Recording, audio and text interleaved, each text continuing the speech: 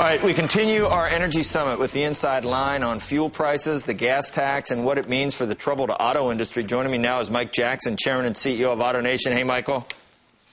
Joe, good morning. How are you today? Good to see you, Michael. I don't know if you were plugged in for Santelli, but he just went off on a rant about the government and how we have no energy policy and that we're in this position and we shouldn't be surprised by it. That's a good kicking off point for some of your comments, I think.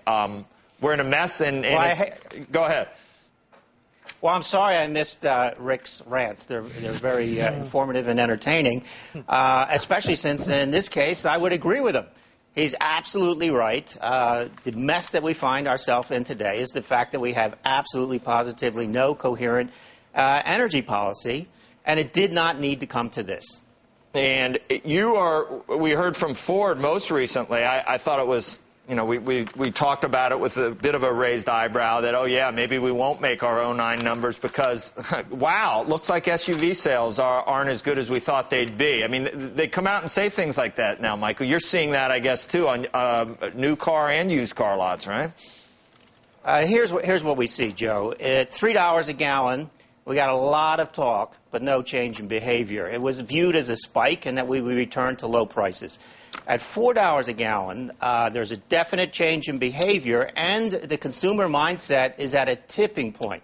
The consumer is becoming convinced that they face higher gasoline prices open-ended, and therefore they're changing their behavior. And the migration away from truck-based sport utility vehicles is underway. However, ironically, I'll point out the fastest growing segment is sport utility vehicles that are car-based. We're still going to sell a couple million sport utility vehicles this year. The other change in behavior we see is in their driving pattern. Households have more than 2 vehicles in each home, and they're leaving the sport utility home and driving the vehicle that has better fuel economy for their errands. So mileage driven and gasoline consumed in the United States for the first time in decades is actually declining. Yes. Mike, one thing that you've argued for is that maybe higher prices aren't bad because it will cause conservation. So why aren't you happy with what's happening then?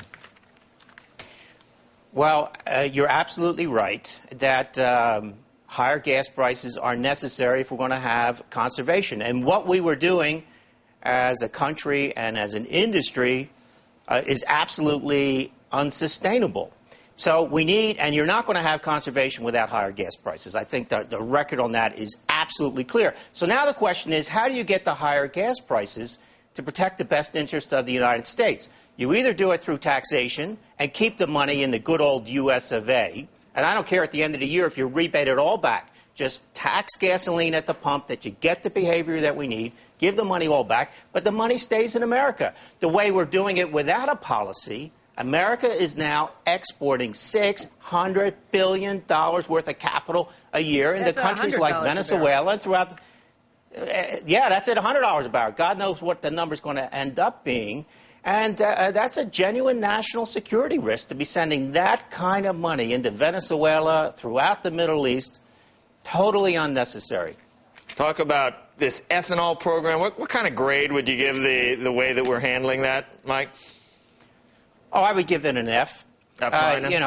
Not even an incomplete. Nobody in America is burning ethanol in their vehicle as E85. It would have to be priced dramatically under gasoline, and the ethanol industry is not doing that. 99% of ethanol is blended into gasoline as an additive up to 10%. And then in the government's ultimate wisdom, the subsidy that was intended for the consumer is being paid to big oil as the blender. Billions of dollars of ethanol subsidies are being paid to ExxonMobil and Shell and everybody else. What is the sense of that? We need to find a way to get ethanol, E85, to the consumer at the pump level at a price that's dramatically less than gasoline. And I know the American people very well. If you give them a cost advantage, they will change their behavior, and there'll be a stampede to E85. That's not happening today because, again, the government's energy policy is perverted. They mandate that ethanol be blended, and then they give a subsidy with the mandate to big oil. Hey, Go ahead. No, I agree with what Mike's saying. I mean, over time, it's going to be proven that the corn ethanol thing was a disaster. And clearly we can see it. The subsidies are wrong. It's a huge mistake going forward. But if you think back over the last 30 years, Mike, energy policy in this country has swung between complacency and panic. Complacency and panic. And quite frankly, corn ethanol is a result of panic and not fully thought out with respect to the consequences. Yeah, I totally agree with Jim. And now here's the point, though. Because of technology, even though we've blown it for the last 25 years, we have a new chance. If I look at our industry, imagine within 5 years, commercially available electric vehicles are going to be offered to our customers that are going to be very viable. Yes, they'll be a bit expensive, but they're going to be there. And that's a game changer. Imagine for the first time we're going to de-link from petroleum to move our products. This is one of the most exciting transitions that's ever going to happen in our industry. And by the way, I can't wait till our customers can buy electricity from Jim rather than petroleum from Venezuela. That's going to be a great day for America. Now, my question back to Jim is, when I finally convince my customers to buy electric vehicles and they're going to plug them into Duke Energy, are you going to be able to produce the electricity to put in those vehicles? Absolutely. And, you know, the important thing is over time, we will be able to supply it. We're transforming our grid from an analog grid to a digital grid so that we can handle plug-in hybrids and electric cars. That is clearly the future. And for those that are concerned about the decarbonization of our economy, you decarbonize the power business, you go to plug-in hybrids and electric vehicles. It allows us to decarbonize the transport sector.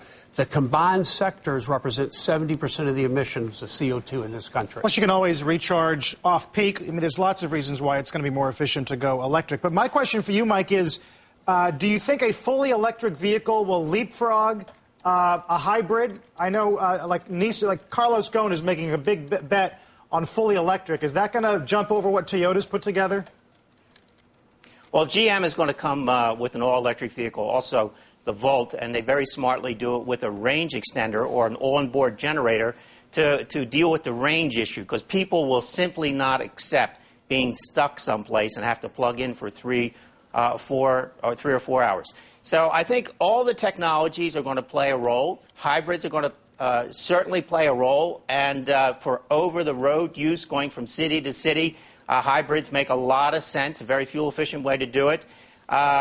But electric for urban use, where you can be in an all-electric mode for 40, 50, 60 miles, this is the dramatic game changer. By the way, the biggest threat to electric vehicles in this transformation that Jim and I are talking about are if petroleum prices go down, if gasoline prices go down. You pull the rug absolutely out from under this transition to fuel efficiency if gas prices go down. And we need a government leader to say something like, even if we find a way that petroleum goes down through taxation, you at the pump are going to pay the same price. So keep the change in behavior. It's a gut-wrenching transition that we're going through. Boy, we don't want to go back again. So much for my gas tax holiday this summer, Jackson. I guess I shouldn't hope for that, should I?